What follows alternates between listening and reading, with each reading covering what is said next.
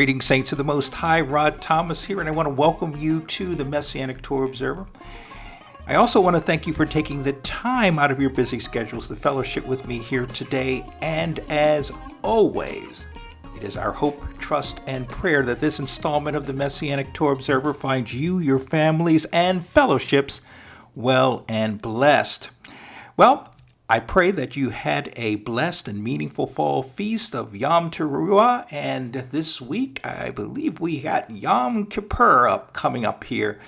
For some of us it'll be in just a day or two, and for the rest of us who do the observational calendar be at the tail end of this week. And despite all the foolishness that's going on around us these days, the fall feast can't come at a better time. And it is incumbent upon us to remember that our Elohim is still on the throne, and Yah's people will be saved and exalted in the end.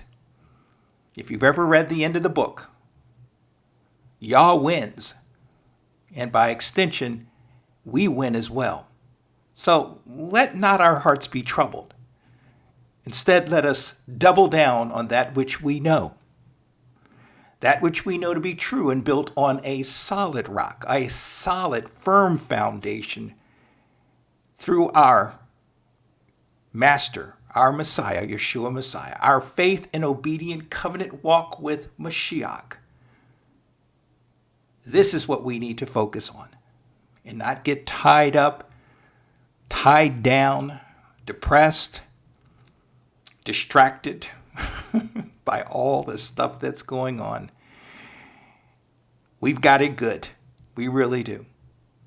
And we will be all the more blessed if we seek first Yah's kingdom and his righteousness. And then all the rest of the stuff that's going on will be taken care of in due time.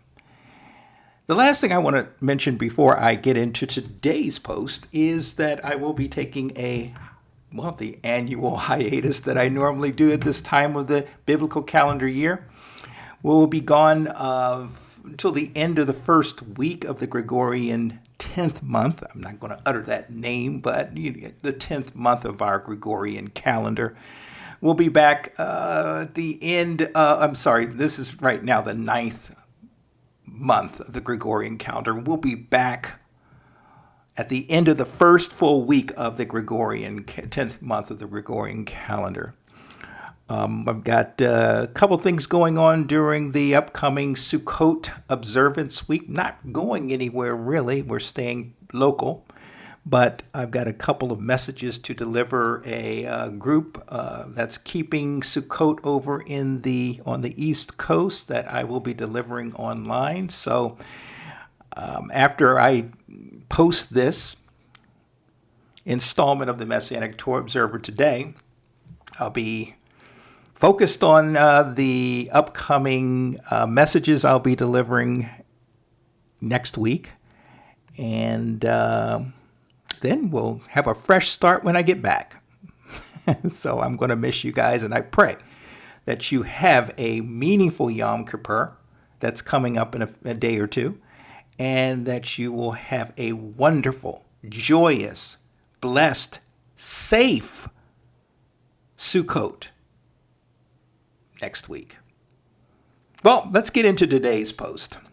Today's installment of the Messianic Torah Observer is entitled, "If the Law Does Not Save, Then What Good Is It?" And this will be a messianic discussion of Romans chapter 3, verses 9 through 20. And our goal for today's discussion is to draw from this passage a biblically based understanding of how the Creator views his human creation. In so doing, believe it or not, we will arrive at a true biblical understanding of the purpose, the intent of the law, aka Torah. Why is this important? It's important because much of what the apostle writes and bases his gospel on is founded upon the fundamental premise that the whole of unredeemed humanity is in a desperate state. And that desperate state was brought about by the so-called original sin in the garden, popularly referred to as the fall of man. Consequently, this desperate state that humankind finds itself in is multifaceted in its reality and scope, of which includes, but is not limited to, the unredeemed's determination to remain in its sinful state. The unredeemed being subject to the Almighty's wrath, judgment, punishment because of its persistent desperate state. The unredeemed's refusal to recognize their desperate state and their dire need for a Savior, for salvation. And the unredeemed's rejection of the only solution to their dire state, which is the personal ministry, which is the person of Yahushua HaMashiach, Yeshua our Messiah. Now, we could have a very substantive conversation and discussion about the causality of humanity's depraved state and seek to determine whether humanity's situation is an undeniably imputed one, that being a state of being that which was passed down from Adam to every rational soul that has ever lived, and thus people don't have any control over their sinful state. Or is it an individualistic situation whereby one's sinful state is learned? Or is it that one simply chooses to live a life of sin because it suits them? Of course, there's the question that hovers around humanity's sinful state that asks, just how depraved is unredeemed humanity? Is unredeemed humanity capable? Or is it incapable of turning to the only solution to its dire situation on its own recourse, by its own means?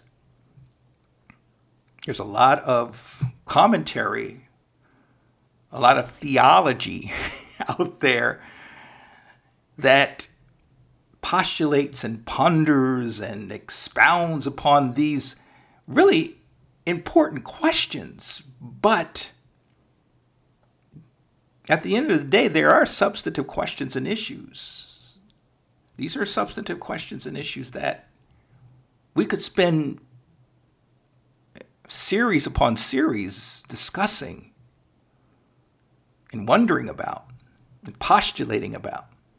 However, for purposes of this discussion today, we will work with the biblically based premise that unredeemed humanity is, as we discussed in a previous set of installments, subject to Yah's righteous wrath and judgment because of its unbending, corrupt, and evil state. And this is all substantiated in Romans chapter 1, verses 16 through chapter 2, verse 29. So having this understanding is vital to our walk as disciples of Yeshua Messiah. For the mystery of iniquity that is alive and it's fully in operation in the world today, even in the body of Messiah, the mystery of iniquity blinds much of humanity. And even those who profess to be children of the Most High but are not walking in covenant with the Most High. And they're blind to the reality of the Creator's coming judgment and wrath because of their depraved state, because they insist on living a sinful life, because they insist on rejecting the ways of Jehovah, because they resist or reject Yeshua's sacrifice.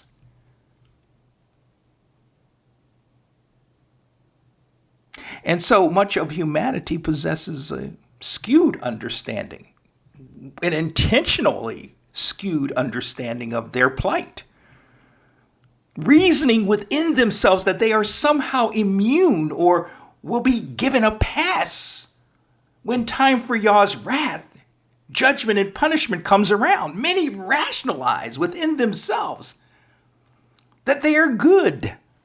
He's a good guy. I like him. He's good.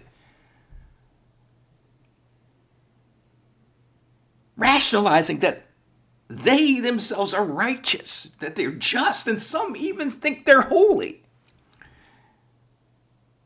Good people.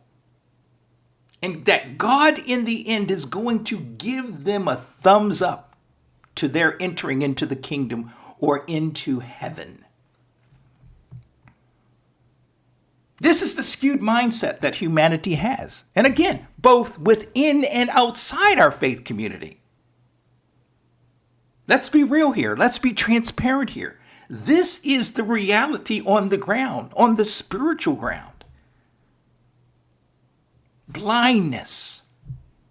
Consequently, as it relates to our or those in our faith community and those in various Jewish sects around the world, many come to the unfortunate rationalization that their keeping of Torah will guarantee their salvation. And we talked extensively about this in our series within a series entitled A Question of One's Jewishness, whereby the religious Jew, the rhetorical religious Jew, wholly believed, that they would enter the Malchut Elohim, the kingdom of Yehovah, the kingdom of Yah, based or by virtue of their Jewishness, their heritage, their culture, their history, their biology. They're being entrusted with the oracles of Yehovah.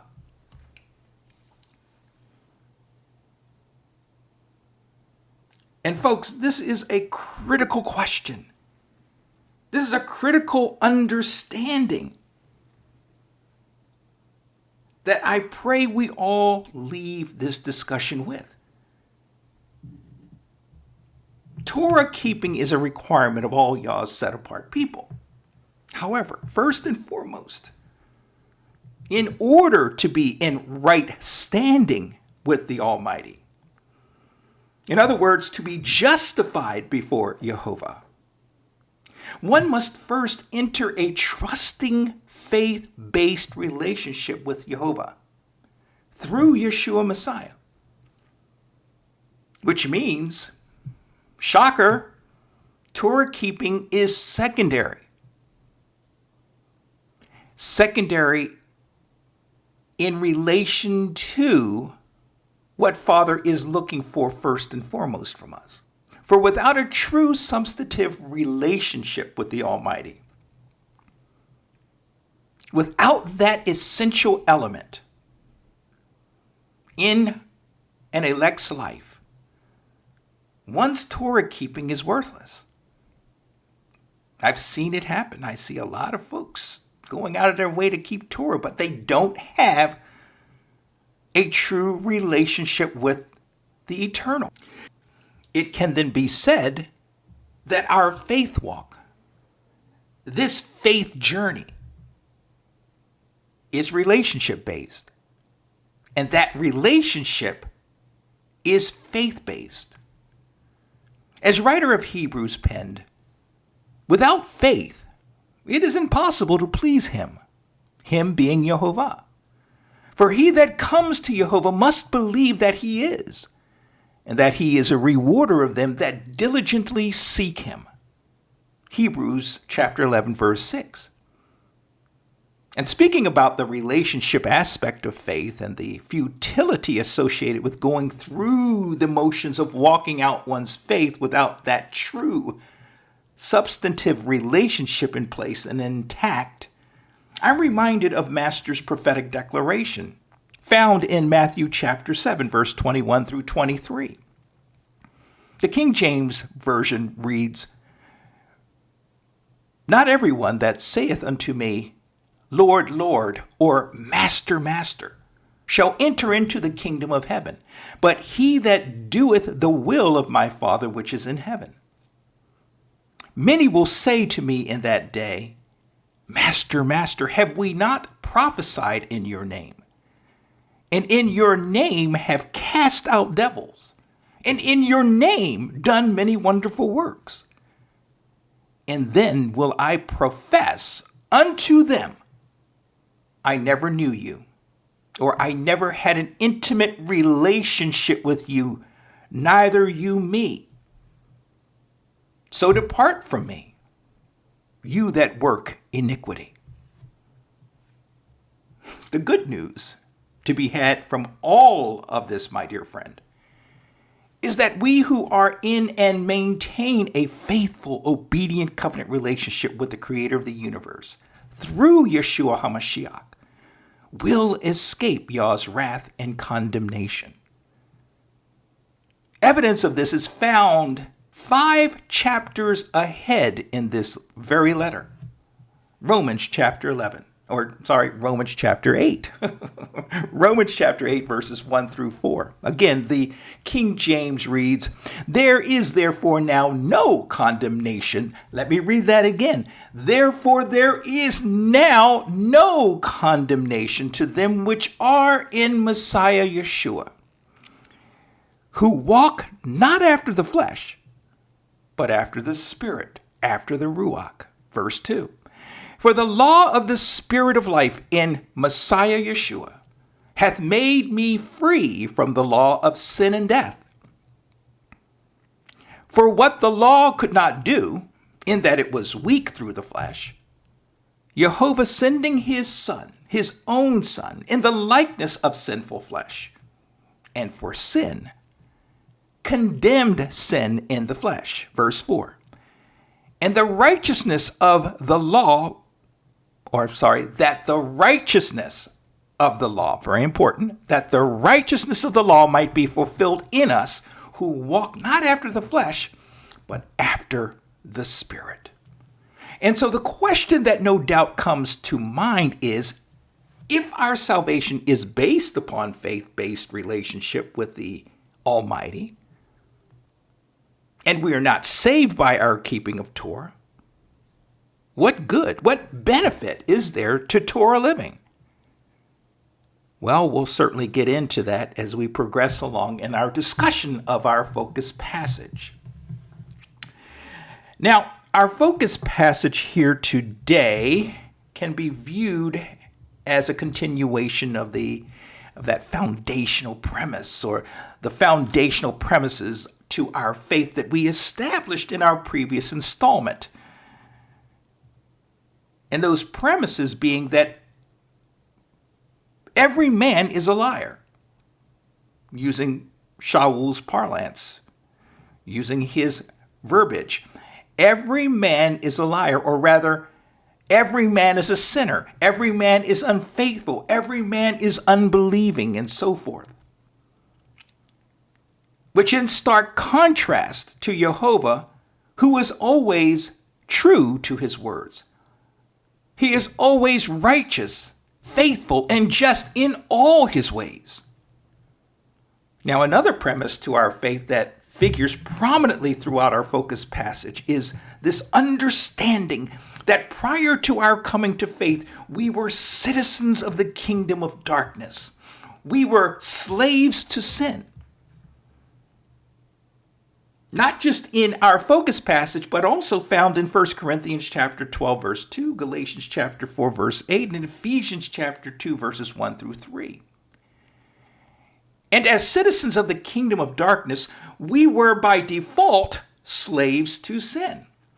But praise be to Yah, he has redeemed us. Those of us who have determined, who have been called and chosen to enter and maintain an obedient substantive relationship with the Creator of the universe.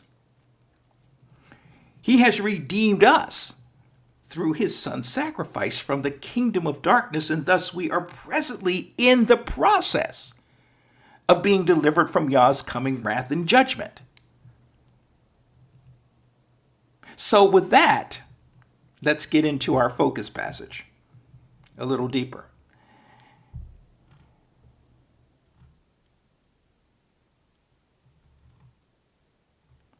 Verse 9. And the NASB reads, "What then? Are we better than they? Not at all. For we have already charged that both Jews and Greeks are all under sin. In chapter 1 of Romans, Shaul surveyed the sinful, rebellious nature of non-Jewish humanity. Then in chapter 2, the apostle describes the identical, sinful, rebellious nature of his kinsmen, the Jews. In so doing, the apostle declared that both classes of unredeemed people were equally subject to wrath and judgment. Here, in chapter 3, Shaul brings both Jew and Gentile together as both being under sin, both classes of people being slaves to sin, both classes of folks under the power of sin. In the Greek, pantos hoof hamartian. Messianic author and commentator J.K. McKee aptly refers to this situation as a, quote, universal human condition, end quote. And I like that. I think that does real justice to this really important premise and situation, the human condition. The apostle includes himself in this equation by inserting the pronoun we into his assertion, suggesting that he, along with his unconverted Jewish kinsmen, were guilty sinners in Jehovah's eyes. This inclusive labeling of himself as a guilty sinner would, at the very least, apply prior to his conversion. Now, we should take note that this verse must be looked at in context with the original rhetorical question the apostle posed in verse 1 of this 3rd chapter, which reads, "What advantage then hath the Jew? Or what is the profit of circumcision?" And we find the apostle's answer to this question in the very next verse. Much in every way, the apostle says. First of all, that they were entrusted with the oracles of Elohim, of God. Granted, it's indeed notable that the Hebrew nation stands head and shoulders above all the other nation peoples of the world because of this premise. She, having been entrusted with Yah's oracles, Yah's Torah, Yah's words, Yah's way of life.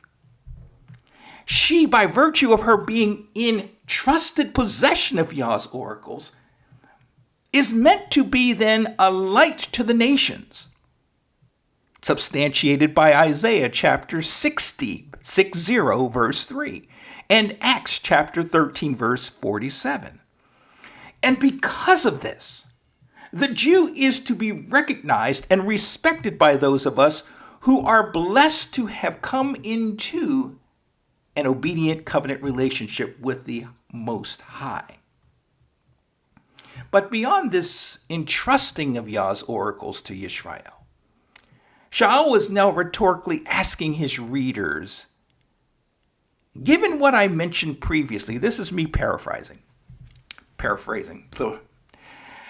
Given what I mentioned previously regarding the Jewish advantage, is the Jew better than or superior to any other nation peoples of the earth? Very good question, because many Hebrews, many Jews actually believe they are. Just by, again, virtue of their Jewishness, they believe they've been deluded into believing they're better than anyone else. And this is not a knock at our Jewish brethren. We must love our Jewish brethren. And I do have love for our Jewish brethren. I really, truly do. But the truth is there. There is a deluded understanding as to their primacy or primacy in the earth. It's a twisting, an alteration. It's a divergence from reality that they are better than the rest of humanity just by virtue of their Jewishness. Does Yisrael, by virtue of her possessing Yah's oracles, enjoy privileged, righteous standing before the holy, righteous, and just creator of the universe? Is she, by virtue of her Jewishness, guaranteed salvation and a place in the world tomorrow? And we spoke about this in our series within a series entitled A Question of One's Jewishness, parts 1 through 4. And I'll put the links to those discussions in the show notes for your convenience if you're so interested. Over at the MessianicTorahObserver.org, you'll be able to find those posts. And so the answer to these questions is provided by the apostle here in verse 9. And the answer is no, not at all. And then the apostle goes on to declare that both unredeemed Jew, I'm specifying unredeemed Jew, and unredeemed Greek or Gentile remain under sin.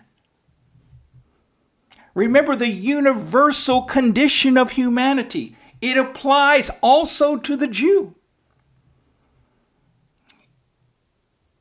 And so it is, by virtue of both Jew and Gentile being under sin, slaves to sin, citizens of the kingdom of darkness. The Jew and Gentile are subject to Yah's impending wrath and condemnation.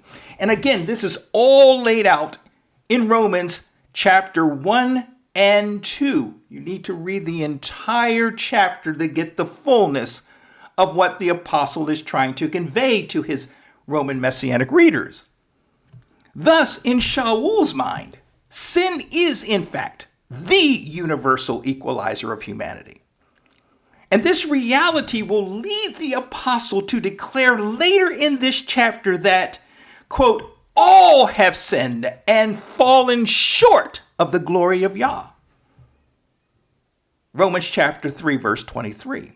And this is a central premise of our faith, that sin is the universal equalizer of humanity.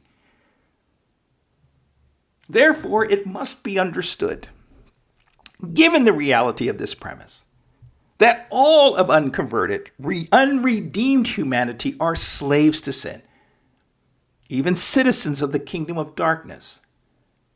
Consequently, one's Jewishness, one's religiosity, does not make one immune to sin, nor does it save one from Yah's wrath and condemnation. Now, from here, over the next 9 verses, the apostle brilliantly draws from several Tanakh passages, Old Testament passages, to use an undesirable parlance that we need to kind of wean ourselves away. Old Testament, New Testament, not really accurate. The Hebrew term for the non-apostolic writings, or we're going to get into that later on about the Torah and the Tanakh and how we should view them. But the Hebrew is Tanakh.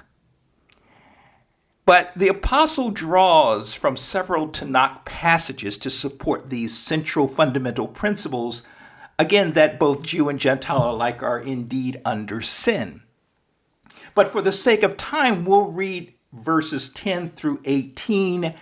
I'll provide an overall brief commentary on the passage, and then we'll move into an all in-depth examination of verses 19 and 20. And if you're interested in a deeper study of each of these 9 verses, I would invite you to reference the discussion notes I will post in the show notes of this post for your reference. I do go into great detail, but because I go into such detail, this post would turn into an 1.5 to 2 hour long installment, and we don't want to do that. Let's go ahead and read our discussion passage here, starting with verse 10. As it is written, there is none righteous, not even one. There is none who understands. There is none who seeks for God, for Yah, for Elohim. All have turned aside. Together they have become useless. There is none who does good. Remember we spoke about being good earlier? There is not even one. Their throat is an open grave. With their tongues they keep deceiving. We spoke about that earlier. The poison of asp is under their lips, whose mouth is full of cursing and bitterness. Their feet are swift to shed blood. Destruction and misery are in their path, and the path of peace, the path of shalom, have they not known. There is no fear of Elohim before their eyes. Again, throughout these 9 verses, the apostle draws from numerous Tanakh passages, all of which are mentioned in the discussion notes for your reference. And he draws from these Tanakh passages to support the fundamental premise that, again, all of humanity is under sin, that it is in a hopelessly depraved state of existence, and that it is in dire need of a Savior, if it is indeed going to escape Yah's wrath and condemnation. Now, there are a handful of important themes the apostle touches on throughout these verses that include the following. The first being the absence of righteousness in unredeemed humanity. Without Jehovah's provision in the person of Yeshua, humanity does not have right standing before Jehovah. Your humanity, unredeemed humanity, is not righteous before Jehovah. And Yah requires righteousness. If you're not righteous, you're going to be condemned. He requires the very exacting standards of righteousness that are all laid out in his Torah, but he requires the heart to go with those standards. And remember, the heart of man is desperately wicked, so man is incapable of truly fulfilling those exacting righteous standards. So humanity, unredeemed humanity, and when I speak of humanity, let me just make it easier on all of us.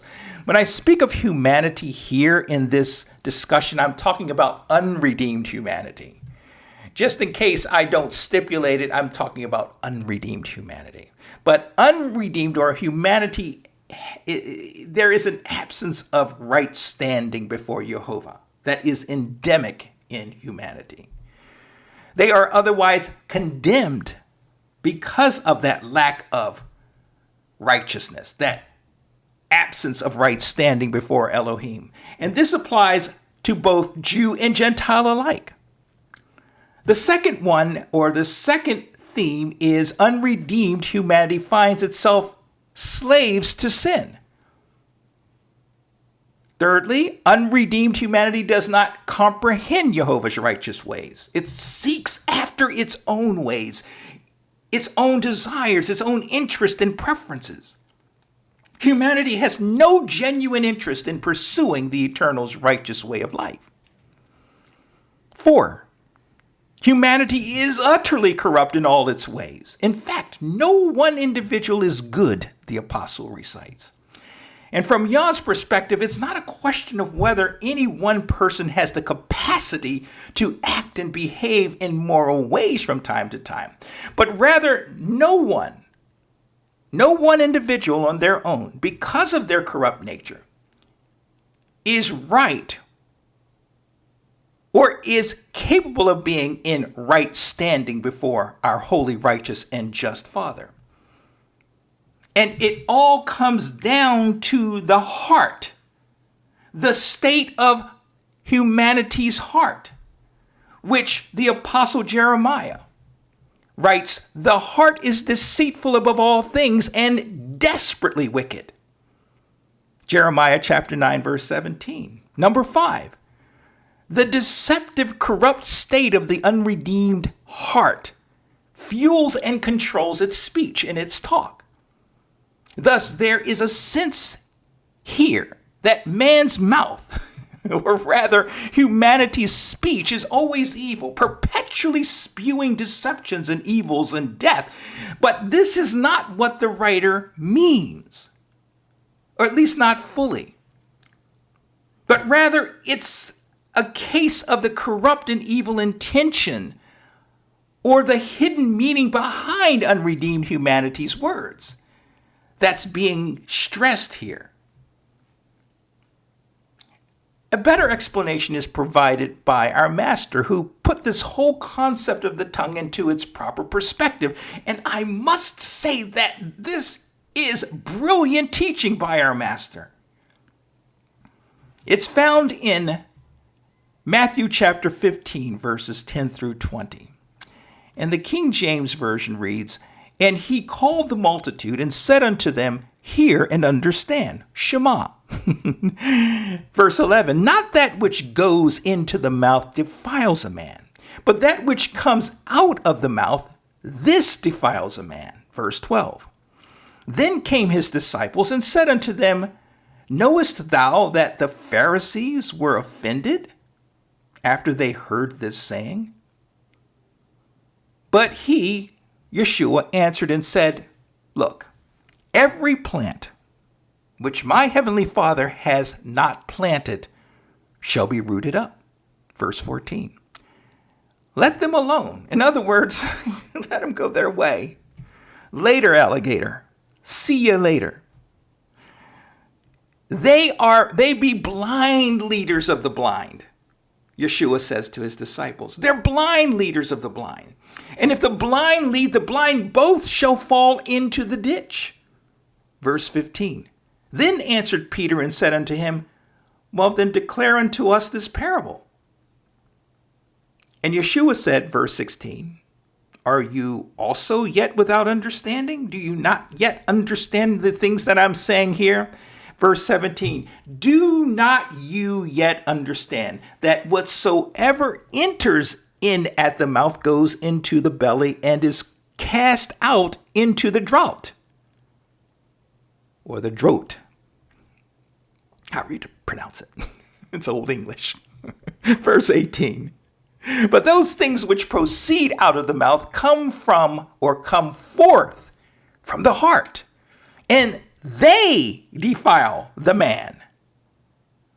Verse 19, "For out," and this is the crux of the deal, this is where the rubber meets the road, "for out of the heart proceed evil thoughts, murders, adulteries, fornications, thefts, false witness, blasphemies. These are the things which defile a man. But to eat with unwashen hands defiles not any man." Again, that was Matthew chapter 15, verses 10 through 20. Once again, it's all about the state of one's heart that is in question here. The next theme to look at here in these 9 verses is that the unredeemed soul does not know true peace. And the English term peace, as used here in the Greek, is eirene. Eirene, which refers to a holistic wellness one is ideally supposed to possess and experience. The Hebrew equivalent, of course, is shalom. Yeshua came to lead us to true shalom. Luke chapter 1, verse 79. It all comes together here, friends. And lastly, the theme of unredeemed humanity possesses no inherent fear of Jehovah. And the English term fear, as used here, is the Greek term phobos, which refers to a reverence one ideally has for one's Elohim. The Hebrew equivalent is yareh, which refers to a fear, a reverence, the honor, the respect one has for their Elohim. Sadly, the apostle concludes after reciting all of these and drawing from the Tanakh all of these premises, all of these themes, that humanity is inherently devoid of any fear of the great I am. Period. It's an inherent situation. It is a natural situation. It's a universal situation. And of course, there are a litany of Tanakh passages to support this final contention. But again, I would point you to the discussion notes if you're interested in doing your own study of these passages to really nail home to you this contention, this understanding of the universality of sin and the human condition. Now, let's go on over to verse 19, and we're going to get into more a substantive conversation of verses 19 and 20, which will take us to the end of our discussion today. We are now 40 minutes into this, and I want to try to wrap this up in 20 minutes. So let's get going here. Now, we know that, Shaul writes, verse 19, now we know that whatever the Torah says, it speaks to those who are under the Torah, under the law, that every mouth may be closed and all the world may become accountable to Elohim. Another premise of our faith can be drawn from this verse 19, and that has to do with Torah being inclusive, or better, consistent with the Pentateuch, the prophets and the writings, essentially the whole of Tanakh, the Old Testament. And this is all substantiated in 1 Corinthians chapter 14, verse 21, John chapter 10, verse 34, and John chapter 15, verse 25. Now, this can be surmised from the context of our focus passages. We've just witnessed the apostles' use of various Tanakh passages to support his point that humanity is inherently corrupt and in desperate need of a savior. Therefore, both our master and Shaul view the whole of Tanakh as Torah. Now, it must be understood that there is a significant mistranslation of entonomo. Entonomo here, or under the law in English. For most English translations render entonomo as under the law.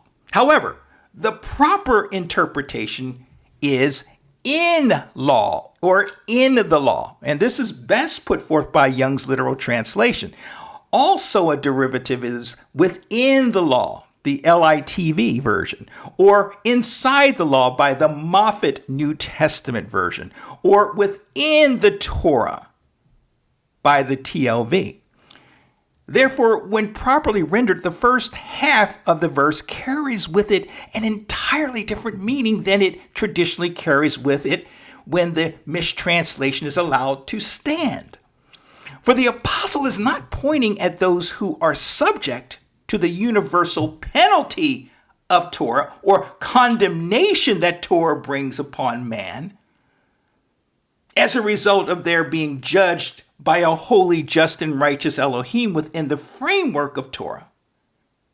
And that penalty, by the way, is essentially death. And we discussed this in detail in our post, What Did Paul Mean by Being Under the Law? And I'll put that link in the discussion notes for your reference if you're interested, over at the MessianicTorahObserver.org. But rather what the apostle is saying, or more accurately describing here, are those souls who possess, or who, as J.K. McKee writes in his commentary, Romans for the Practical Messianic, quote, decisively sit within the sphere of influence of Yah's Torah. In other words, those who have knowledge of Torah, those who possess Torah, those are the ones who are in Torah. Those who even walk in Torah are those who are in Torah. It's not under Torah. Under Torah denotes condemnation, penalty, judgment.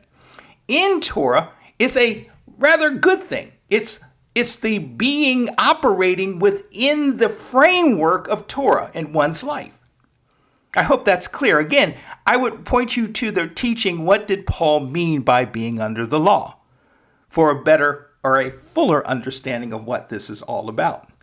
As an interesting aside, Shaul's use of in nomo or in nomon or in nomos in this verse, that being within law or in the law, those having the law, those within the law or Torah, is consistent with how he uses the phrase in chapter 2, verse 12, which reads, "For as many as without law did sin, without law also shall perish. And as many as did sin in law," generally speaking, the Hebrew, the Jew that was entrusted with the Torah by Jehovah, "through the law shall be judged." Again, that was Romans chapter 2, verse 12, and that was the Young's literal translation. It's a little bit clunky, but it gives a more literal translation, let's just say.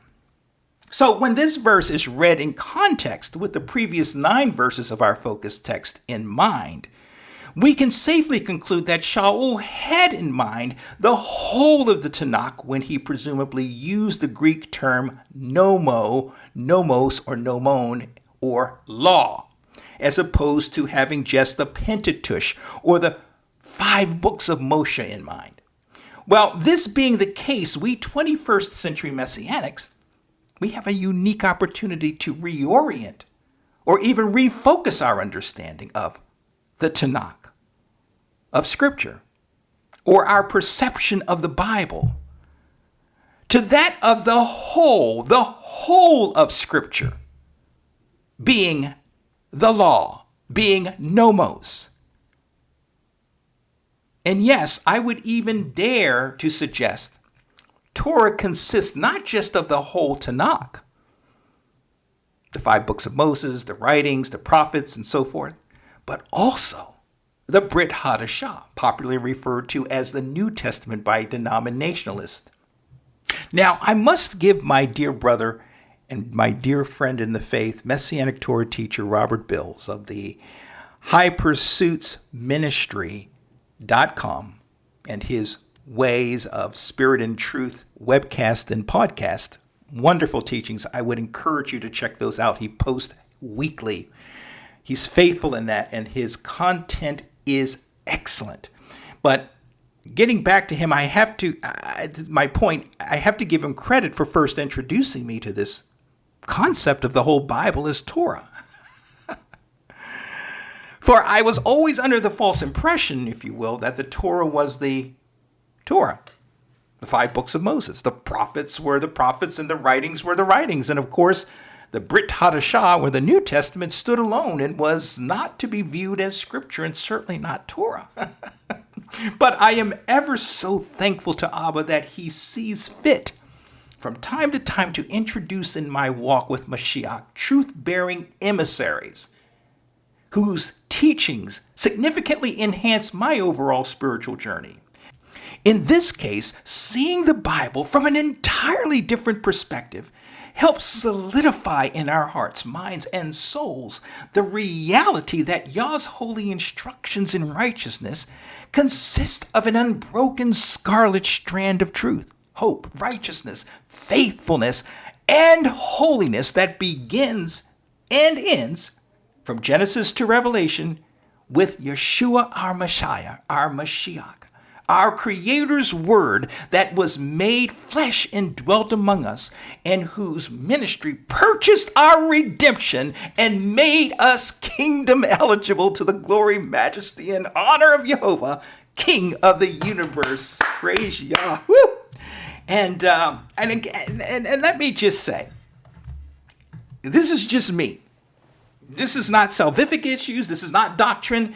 This is just me. If you don't want to see the whole of the Bible from the perspective of it being Torah, of Yah's word, Yah's truth, his instructions in righteousness from Genesis to Revelation, then you don't have to. That's up to you. That's the decision. That is an ideal principle that you have to decide whether you're going to adopt or not. But for me, in my house, well, for me, I should say, it makes total sense. And the Spirit validates this within me. And I am so happy that I've come across individuals who have passed on that information, passed on that understanding. And so I've gotten somewhat off track, but let's get back on track. So with all of this in mind, we can reconstruct the apostles' words in such a manner that provides us a more accurate understanding of the purpose and significance of Torah to the truth-seeking man, woman of Jehovah.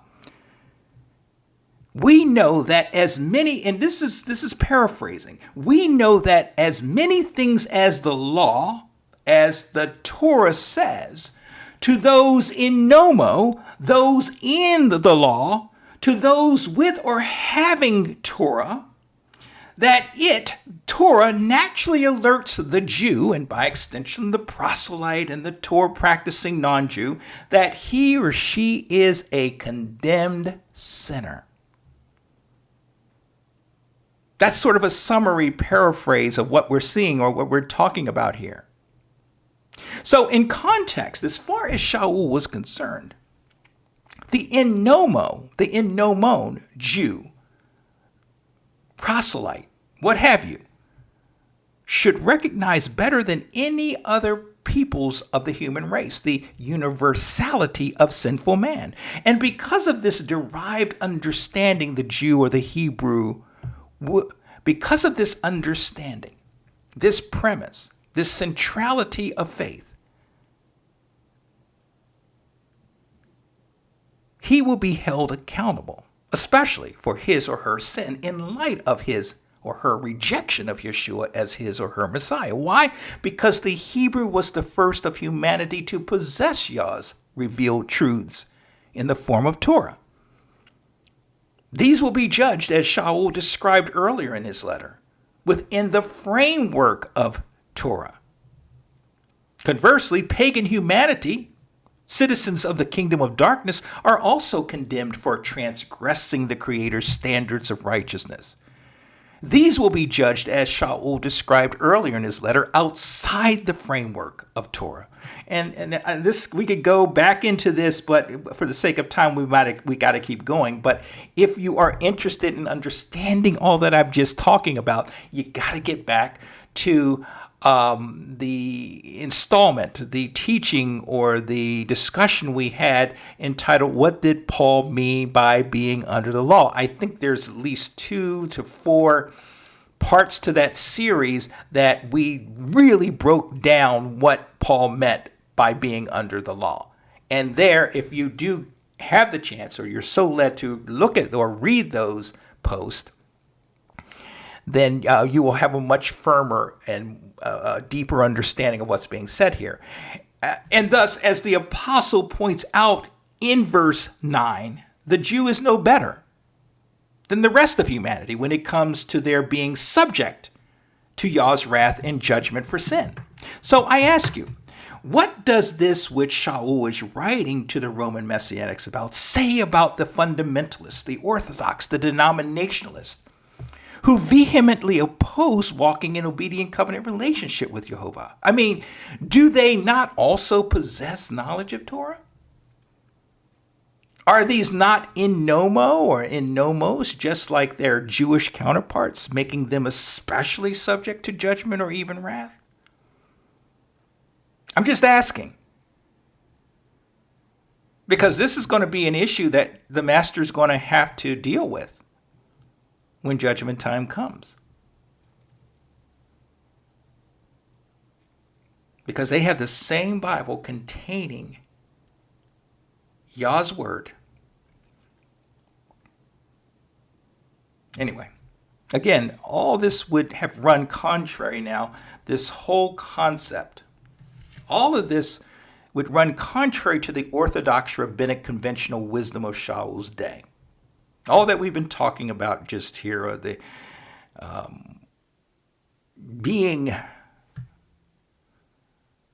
the law not substantiating, the being in the law not substantiating one's righteousness. Recall back in A Question of One's Jewishness series, within a series, we talked about the religious Jew placing his faith in his possession of Torah.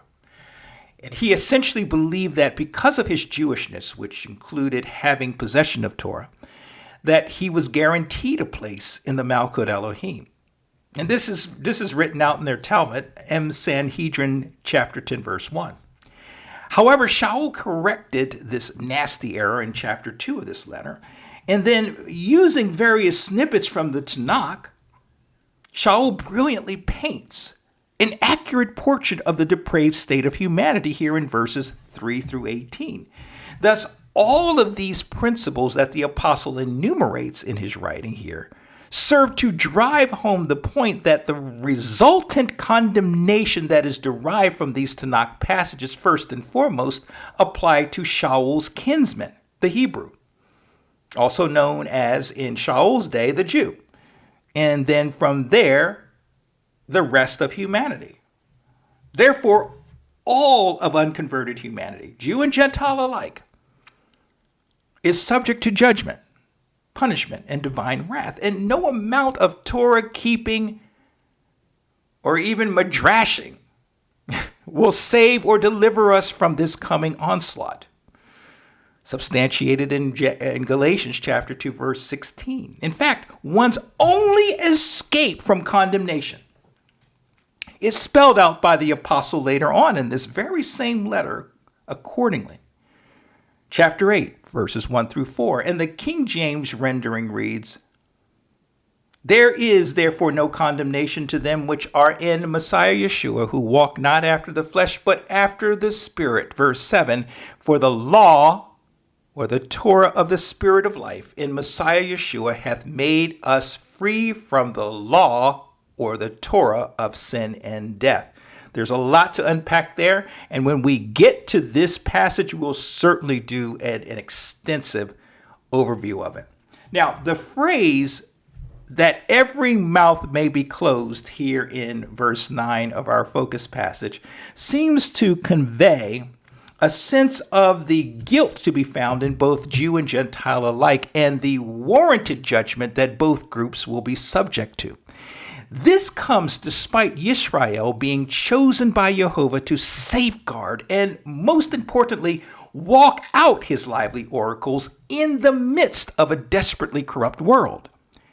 For Yisrael, in general, failed to do with those oracles what she was supposed to, and thus she, absent the true covenant walking remnant, is as guilty, if not more so, than her Gentile counterparts, and is subject to Yah's pending wrath, judgment, and punishment.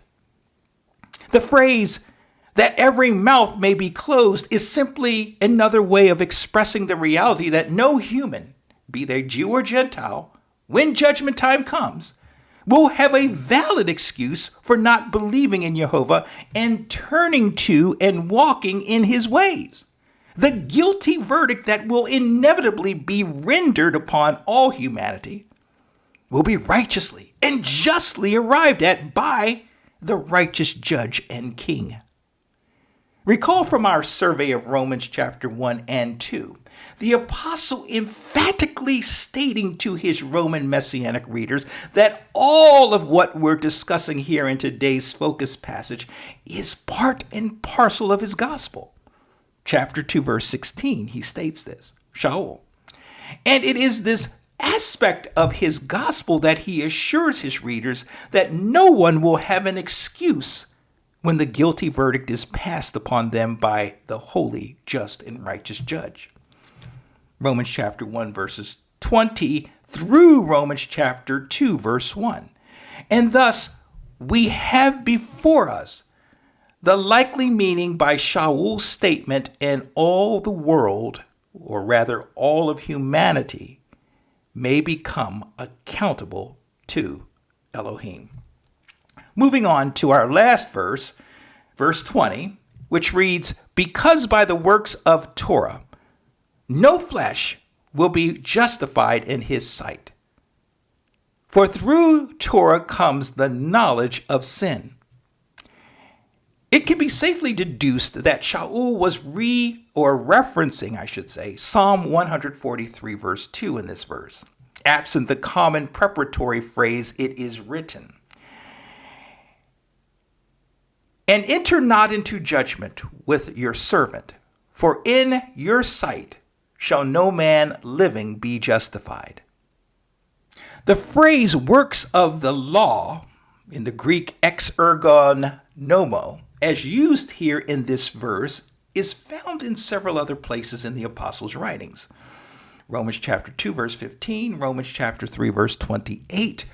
It's used 3 times in Galatians chapter 2, verse 16, Galatians chapter 3, verse 2, verse 5, and 10. And so we have before us another set of fundamental or foundational concepts, one being the works of the law, ergon nomo, and 2, justification. Biblically speaking, Hebraically speaking, what do these concepts mean and how do we apply them to our walk with Mashiach, if at all?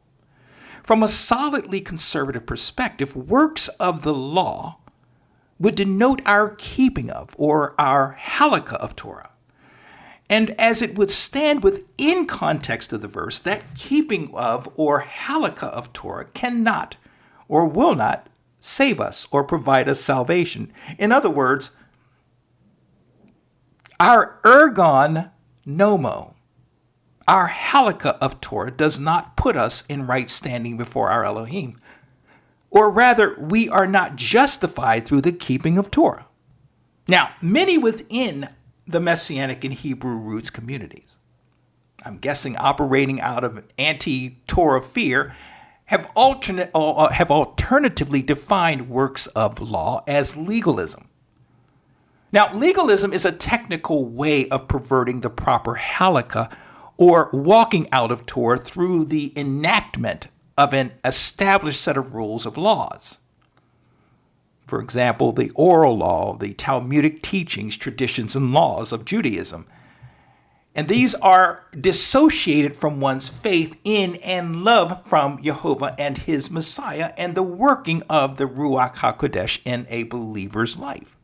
Interestingly, Messianic author and commentator J.K. McKee highlights in his book, Romans for the Practical Messianic, a Dead Sea Scrolls document that seems to lay out for its readers a set of strict sectarian rules or laws, or halakha, if you will, that the writer of this document stipulates when performed these works of law, those works being the writer's set of unique rules and laws, would result in the reader being blessed and considered righteous by Elohim.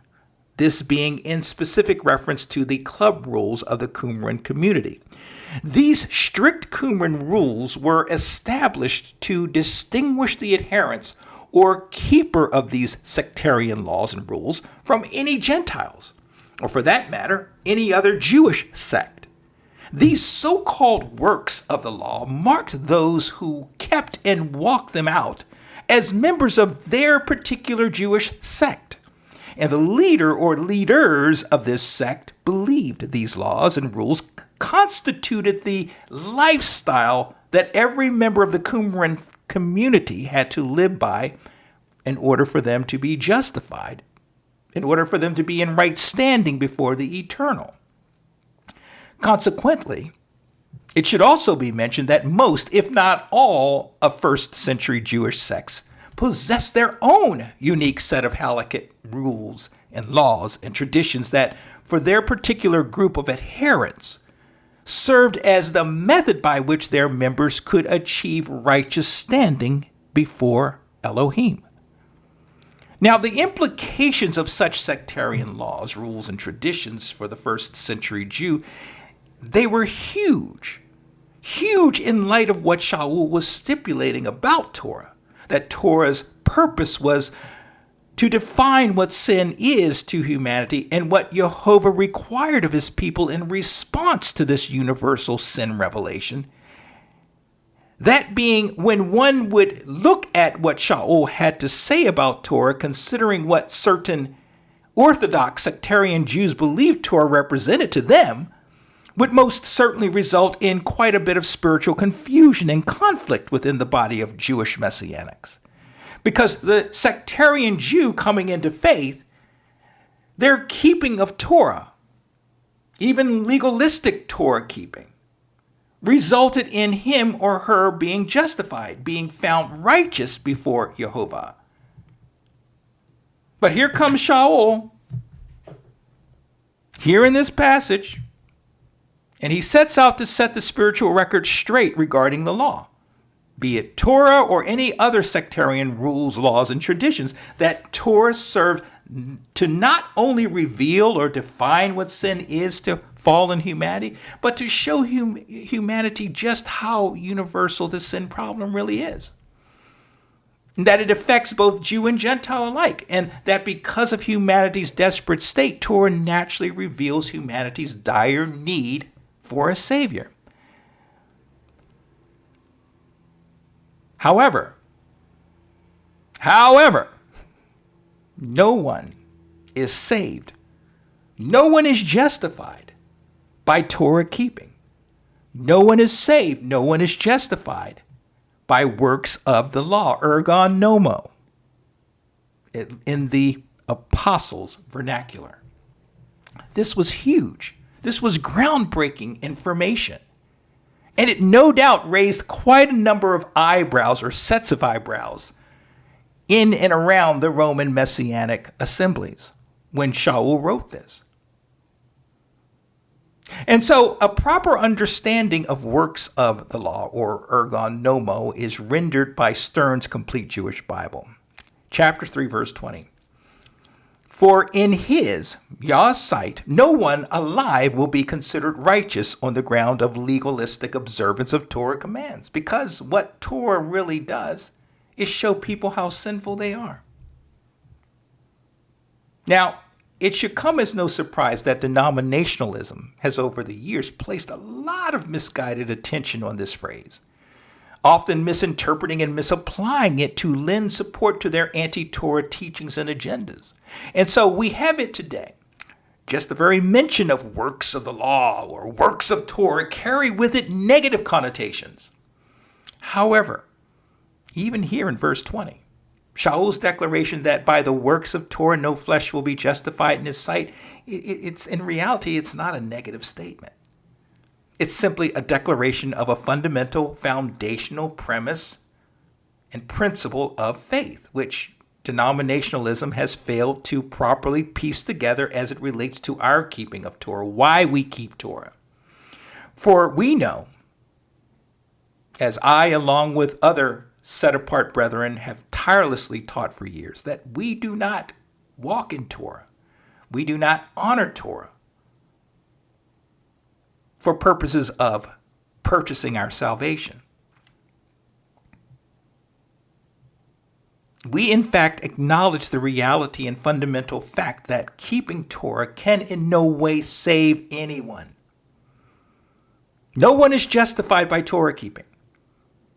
But unfortunately, the denominationalists refuse to understand that we honor, we walk out Torah because it's the right thing for Yah's elect to do.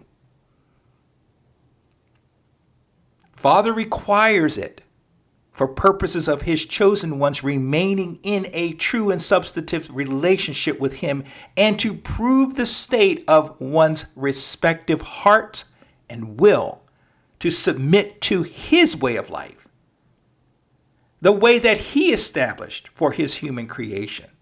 It's Father's house rules, I like to say. Nevertheless, only the blood of Yeshua, can bring a person into right standing before a holy and righteous Elohim. There are absolutely no exceptions to this rule, my friends. Regardless how pure one's intentions may be in one's Torah walk.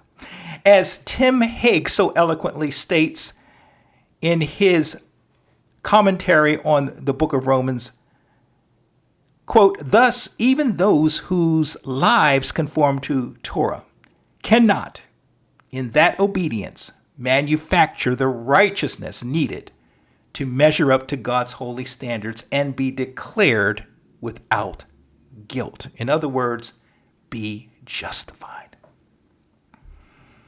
Now that we've given serious discussion to the true purpose of Torah in relation to the whole of humanity, as well as in relation to Yah's elect, we are then in a better position to defend and contend for the true faith once delivered.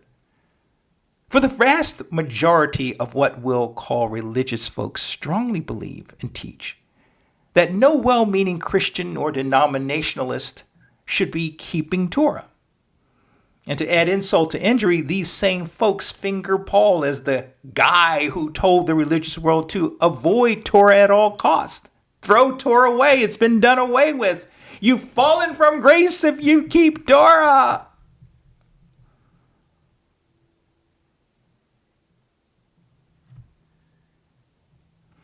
As the mystery of iniquity continues to head to an undeniable crescendo in our day, such that the spiritual lines separating us who are of Yah's set-apart remnant, those who are walking steadfastly in an obedient covenant relationship with the Almighty,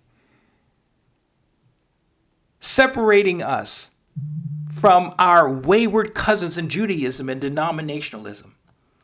As that line separating our two camps becomes ever so distinct and glaring, more and more our profession and obedience of faith is going to be sorely tested.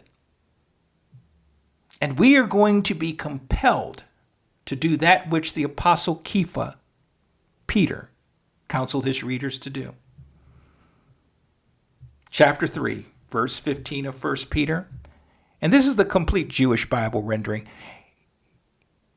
It states, "But treat the Messiah as holy, as master of your hearts, as Lord of your hearts," Stern writes, "while remaining always ready to give a reasoned answer to anyone who asks you to explain the hope you have in you, yet with humility and fear, keeping your conscience clear, so that when you are spoken against, those who abuse the good behavior following, or flowing, I should say, from your union with the Messiah may be put to shame."